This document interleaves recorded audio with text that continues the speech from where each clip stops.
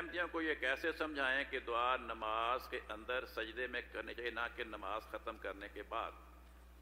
دیکھیں، دو باتوں کو ذہن نشین کریں۔ ہم بعض اوقات یہ کہہ دیتے ہیں کہ نماز کے بعد دعا کرنا منع ہے، نماز کے بعد دعا کرنا ناجائز ہے۔ یہ بات درست نہیں ہے۔ نماز کے بعد بھی دعا کر سکتے ہیں، نماز کے بعد ہاتھ اٹھا کر بھی دعا کر سکتے ہیں۔ رسول پاک صلی اللہ علیہ وسلم نے بھی کئی مرتبہ نماز کے بعد ہاتھ اٹھا کر دعا مانگی، مسیح موعود علیہ السلام نے بھی کئی مرتبہ نماز کے بعد ہاتھ اٹھا کر دعا مانگی، ہمارے خلفاء نے بھی کئی مرتبہ نماز کے بعد ہاتھ اٹھا کر دعا مانگی۔ ہم یہ کہتے ہیں کہ ہر نماز کے بعد، یہ فکرہ یاد رکھیں، ہر نماز کے بعد ہاتھ اٹھا کر دعا مانگنا یہ رسول پاک صلی اللہ علیہ وسلم کے نمونے کے خلاف ہے۔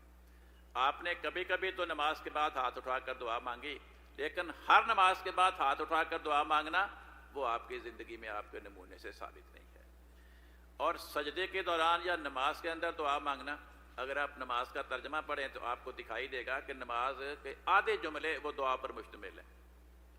نماز میں جو ترتیب چلتی ہے وہ یہ ہے کہ پہلے 2-3 فکروں میں اللہ تعالیٰ کی تعریف بیان ہوتی ہے، اس کے بعد 2-3 فکرے دعا پہ مشتمل ہوتے ہیں، اس کے بعد پھر 2-3 فکرے جو آتے ہیں ان میں خدا کی تعریف ہوتی ہے، اس کے بعد جو 2-3 فکرے آتے ہیں ان میں دعا ہوتی ہے۔ تو نماز ساری کی ساری دعا ہے۔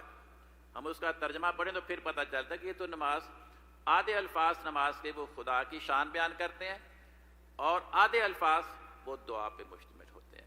پھر حدیثوں میں لکھا ہے کہ رسول پاک صلی اللہ علیہ وسلم رکوع کے اندر بڑی کثرت سے دعائیں کرتے تھے، رکوع کے بعد جب کھڑے ہوتے تھے بڑی کثرت سے دعائیں کرتے تھے، سجدے کے اندر بڑی کثرت سے دعائیں کرتے تھے، دونوں سجدوں کے درمیان بیٹھتے تھے دعائیں کرتے تھے، اتحیات میں بعض دعائیں کرتے تھے۔ تو یہ جب ہم کسی کو ثبوت دیں گے تو پھر وہ مان جائے گا۔